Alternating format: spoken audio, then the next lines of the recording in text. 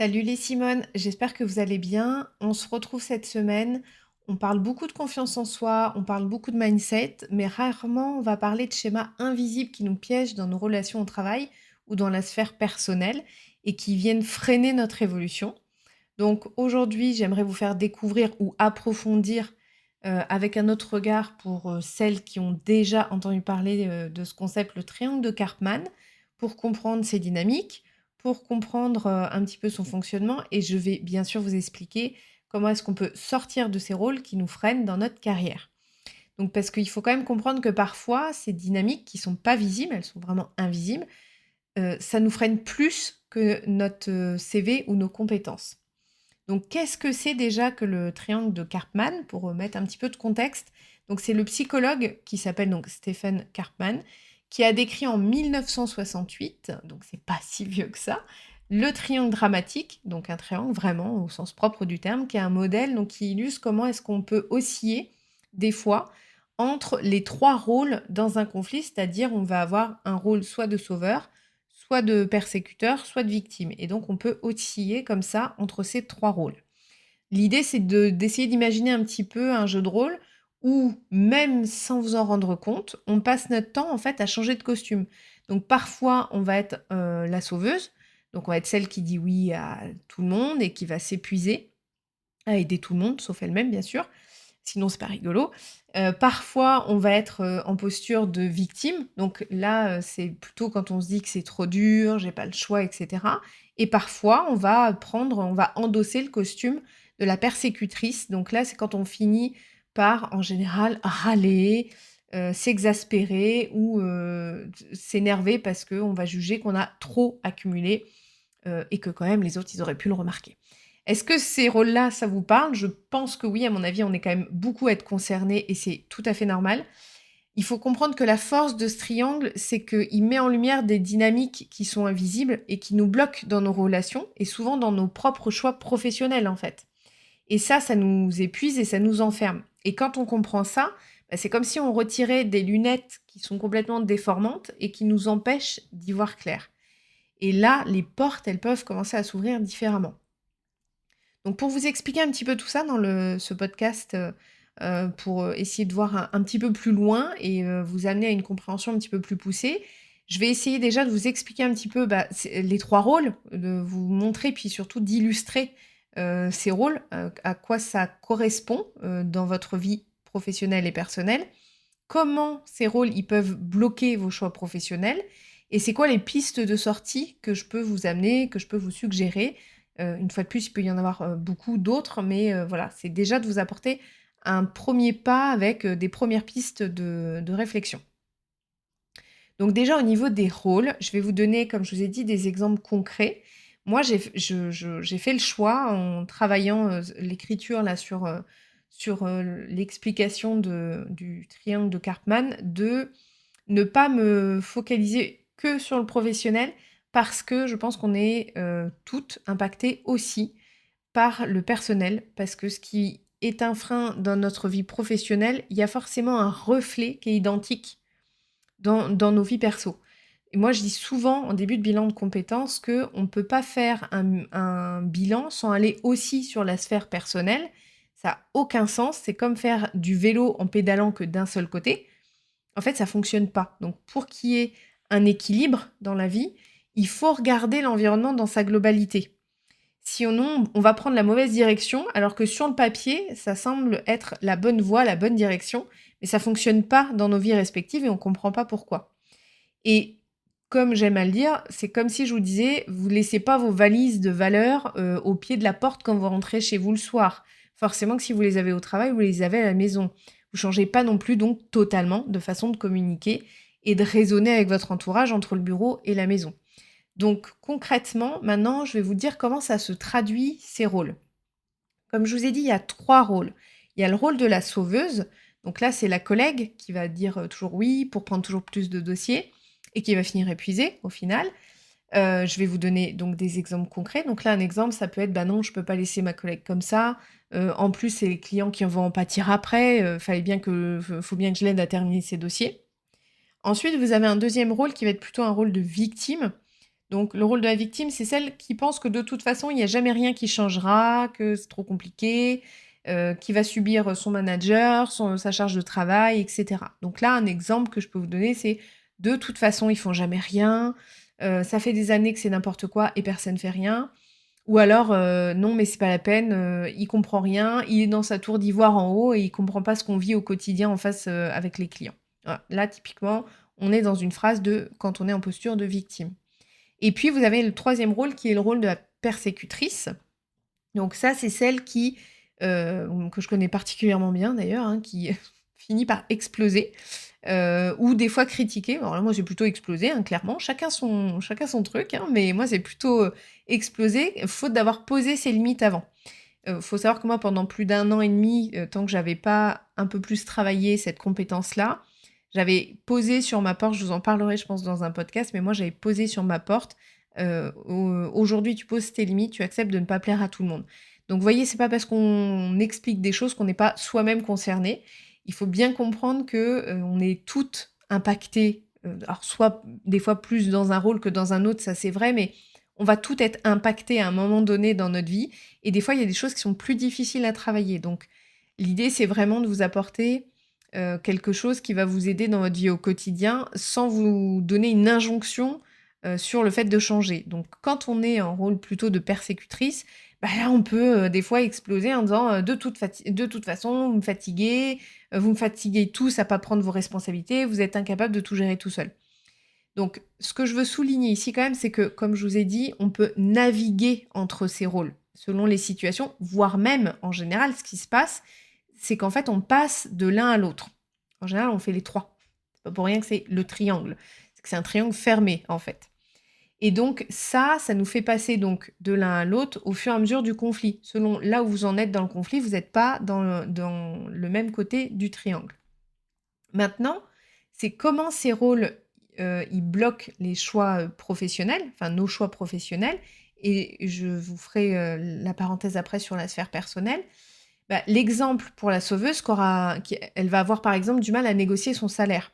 Bah, je vais pas déranger ou alors ça va être des phrases que j'ai déjà entendues en bilan du style: «Ah bah non, je vais pas le déranger», en parlant du responsable ou de la responsable en fonction, c'est: «Bah non, je vais pas la déranger en ce moment, elle a trop de travail, elle est déjà fatiguée elle-même, je vais pas en plus lui demander une augmentation en ce moment, c'est pas possible. En plus, il y a une AG qui arrive, un truc, un bidule», bref. Là, on est typiquement dans, le rôle de, la sauveuse et qui va du coup pas négocier son salaire, par exemple, parce qu'elle va sortir ce genre d'excuses, je mets des guillemets quand même, hein. Ensuite, pour vous donner un exemple, toujours professionnel sur, une victime, bah, une victime, elle va avoir par exemple du mal à oser, à se lancer ou à être dans l'action de la reconversion. Souvent la victime, on la retrouve plutôt ici et là, ça va être des phrases du type, «Bah, je peux pas, c'est pas possible. Non, mais de toute façon, je sais rien faire d'autre» ou, «Ma situation, elle est trop compliquée, ça va pas marcher pour moi». Bon, ça typiquement là, on se retrouve posture de victime et pour vous donner un exemple dans un rôle de persécutrice, là, elle va être plutôt, elle, à se fermer des portes et ça va être, «Mais personne me comprend, ça sert à rien de discuter de toute façon». Voilà, on est vraiment dans une posture beaucoup plus fermée. Donc, dans le cadre d'un souhait de changement de vie professionnelle et peut-être même de reconversion ou de transition, ça peut être, reposer, sa façon de travailler, son cadre, son environnement de travail, peu importe. Ça va se traduire par le sentiment, en fait, de se sentir piégé dans ces dynamiques et donc, si votre pensée, elle est centrée sur ce schéma, bah, vous allez avoir l'impression que vous n'avez pas le pouvoir d'agir. Donc c'est pour ça que c'est cette partie-là qu'il faut retravailler. Donc là, je fais une parenthèse, comme je vous ai dit, ça se répercute aussi dans la sphère privée et ça me tenait un petit peu, à cœur d'exprimer comment ça peut se traduire pour bien comprendre que si vous êtes comme ça, dans une sphère, vous l'êtes en général forcément dans l'autre à des degrés plus ou moins différents.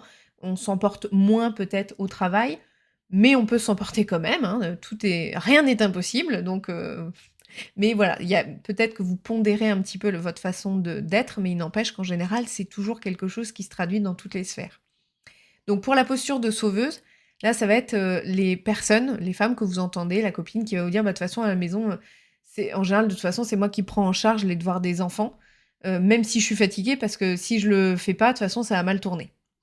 Ça, je pense que cette phrase-là, vraiment beaucoup l'ont entendue. Ça va être aussi, en posture de victime, bah, de toute façon, c'est pas compliqué, c'est moi qui fais tout à la maison. Je sais, je tourne beaucoup sur, la femme qui fait beaucoup à la maison, mais il me semble qu'on est quand même beaucoup à être concernés, par cette problématique, même si, je fais mon mea culpa de mon côté, c'est quand même quelque chose qui se travaille très régulièrement et quand même plutôt bien avancé, mais il n'empêche, c'est quand même quelque chose qui est là encore, structurel, il y a une question d'éducation et cetera, donc même quand on en sort, ça demande plusieurs, mois ou années. Alors je dis mois pour être gentille, mais en fait, je pense que c'est des années, hein. En tout cas, moi, ça fait des années et effectivement, ça fonctionne, mais c'est quelque chose qui se retravaille sur le long terme. Donc bon, voilà, c'est vrai que je pense que ma phrase, on peut un peu toutes se retrouver dedans. Et puis donc, comme je vous disais, là, en posture de victime, donc ça va être ça. Et puis en posture de persécutrice, bah là, en général, c'est quand ça fait plusieurs semaines que vous accumulez, que vous essayez de rester calme, que vous essayez de rester patiente. Et puis à un moment donné, c'est la petite goutte d'eau, c'est le petit truc qui est insignifiant sur le coup, vous le savez. Mais c'est le trop plein, et c'est là où vous explosez. Et ça va être des phrases du style, bah, «Vous faites jamais rien correctement, j'en ai marre d'être la seule à gérer tout dans cette maison». Je pense que ces phrases vont aussi parler à certaines personnes, donc maintenant ce que je vous propose, c'est qu'on passe aux pistes de sortie que je peux vous proposer. Donc au niveau des pistes de sortie, la question que vous posez sûrement, c'est: «OK, mais comment est-ce qu'on sort de ce triangle?» Parce que ça va bien 2 minutes de se reconnaître, en sauveuse, en victime ou en persécutrice, mais le but, c'est pas d'y rester collé. Donc il faut comprendre que pour en sortir, parce que sinon on reste coincé dans un effet presque ping-pong entre ces postures qui se renvoient les unes aux autres, il faut casser seulement, entre guillemets seulement, une des dynamiques. Tant qu'on reste dans ce triangle, en fait, on croit que les freins, ils sont à l'extérieur. C'est de la faute du patron, c'est de la faute des collègues, c'est de la faute du système, c'est de la faute de X, Y, enfin, vous voyez, je pense que vous voyez l'idée. Alors qu'en réalité, il y a une partie, j'ai bien dit une partie, de la solution qui est dans notre posture. La clé, en fait, c'est de retrouver ce qu'on appelle la posture d'adulte responsable. C'est-à-dire ne plus réagir en pilote automatique, mais choisir directement de poser ses limites sans culpabiliser. Attention, ça s'apprend, mais sans culpabiliser, ou demander de l'aide sans se sentir faible dans cet exercice-là, ou dire non sans s'excuser. Et pour ça, il y a un outil que vous connaissez forcément si vous nous suivez dans nos épisodes. Je vous renvoie notamment à l'épisode 16 sur pourquoi tu te sens incomprise. Si vous nous suivez ou vous faites nos formations, forcément, ça va être la CNV, la communication non violente. C'est votre GPS relationnel. Donc ça va vous aider à exprimer ce que vous ressentez, ce dont vous avez besoin, tout en étant quand même dans l'écoute de l'autre. Ce qui fait que ça va fonctionner, c'est parce que ça vous sort en fait du rapport de force et ça ouvre le champ à une vraie coopération ou négociation. Vous pouvez le voir comme vous voulez. Au niveau des pistes, je vous ai dit, je vais vous parler de pistes concrètes. Donc, première chose, c'est déjà se demander, est-ce que là, dans cette situation, je suis en train de sauver, de subir ou d'accuser? Première chose. Ensuite, c'est réapprendre à dire non, à demander clairement et à poser ses besoins. Là, je vous propose une petite action qui est simple, qui est à tester cette semaine. Vous repérez une situation où vous avez tendance à jouer un rôle habituel et vous savez que ça vous ramène toujours dans la même impasse. Dans un premier temps, là, vous dites, OK, est-ce que là, je sauve, je subis ou j'accuse?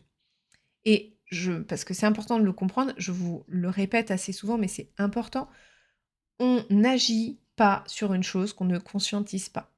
C'est pour ça que je vous dis, la première chose, c'est vraiment de le conscientiser. Donc, c'est d'essayer de voir les situations de conflit, de mal-être, sentiment d'injustice répétés. Souvent, c'est dans les situations répétées qu'il y a ce genre de... C'est un indice pour retrouver ce genre de situation.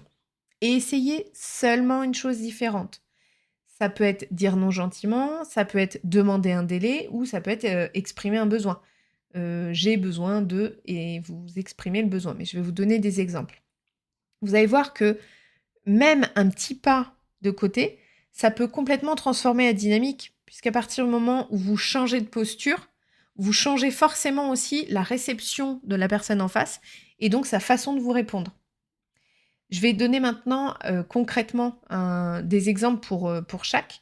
On peut par exemple reformuler une plainte en besoin. Donc on peut passer de je suis débordée à j'ai besoin de soutien sur ce dossier.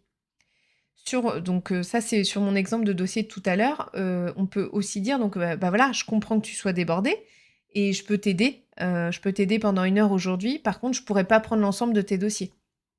Voilà, ça c'est une façon de poser, d'être tout de même dans une posture d'empathie, voire d'aide, mais une aide qui est cadrée. Attention, si vous sentez un peu mal à cette idée de dire les choses, il faut peut-être aussi voir de votre côté si vous n'avez pas un peu trop le besoin de plaire, de ne pas décevoir. Il y a peut-être des choses à gratter là-dessous. Si c'est le cas, peut-être que l'épisode 14 qu'on avait fait sur comment poser ses limites peut vous aider. Je vous invite peut-être à le réécouter. Je vous remettrai le lien en commentaire. Et donc, si donc, pour reprendre mon exemple, et si vous êtes retrouvé donc dans le rôle de persécutrice, bah, ça peut donner, par exemple, bah, je me sens épuisée de tout porter, j'ai besoin qu'on organise différemment. Est-ce qu'on peut se poser ce soir pour définir ensemble qui fait quoi cette semaine? C'est concret, c'est factuel, vous posez le cadre. Encore une fois, c'est une question de posture, de ramener à une posture d'adulte. C'est-à-dire, l'adulte, c'est celui qui va être plutôt dans les faits, pas dans l'émotion. Ça ne veut pas dire qu'il va partager son émotion, mais il la partage juste pour réussir à connecter avec la personne en face. Et ensuite, on pose le cadre, on pose le besoin que l'on a et on travaille en coopération. Donc, comme je vous ai dit tout à l'heure, attention, je ne vous mets pas une injonction à dire à vous dire quoi faire ou à vous dire comment le faire. On est toutes par moments fatiguées. C'est pour ça que je vous ai dit, par exemple, moi, je me reconnais toujours dans certains rôles, mais beaucoup moins qu'avant, ça c'est clair et net, et ça n'a rien à voir. Mais de temps en temps, si j'ai une semaine où je suis fatiguée ou si je vais rentrer tard et je sais pas, j'ai un peu mal au crâne, etc., forcément que on va être dans des moments où on n'est pas toujours en phase pour être dans de la coopération directement, là, tout de suite, avec alors attends, là, ça m'énerve, mais je vais être capable de prendre du recul, de poser les choses et de me mettre bien. Non, c'est pas possible. La vie, ça va vite. On peut pas être consciente, pardon, en permanence de notre posture. C'est pas gérable. Ce serait beaucoup trop fatigant intellectuellement en plus. Mais c'est seulement de se dire sur les points qui me posent vraiment un problème, ceux qui sont récurrents, qu'est-ce que je peux faire aujourd'hui pour changer la situation? Un pas à la fois, s'il vous plaît, mesdames, un pas à la fois. Rendez-vous compte déjà de l'exercice que c'est et de votre posture. Et vous allez voir, les changements, ils viennent petit à petit et c'est déjà extrêmement bien. Donc maintenant, on va arriver un petit peu à la conclusion de cet épisode. J'espère qu'il vous aura apporté déjà une grille de lecture un peu différente. Ce que j'ai envie de vous transmettre comme message, c'est que quand vous changez de voix V-O-I-X, vous changez aussi de voix V-O-I-E parce que le petit pas de côté, des fois, il est suffisant pour retrouver la bonne route. Donc, je vous ai déjà donné une proposition d'action, mais je vous la remets pour que vous l'ayez. Notre petite action de fin d'épisode habituel, c'est de repérer donc cette semaine un moment où vous sentez que vous glissez vers le triangle et essayer de vous demander quelle serait ma posture d'adulte responsable ici.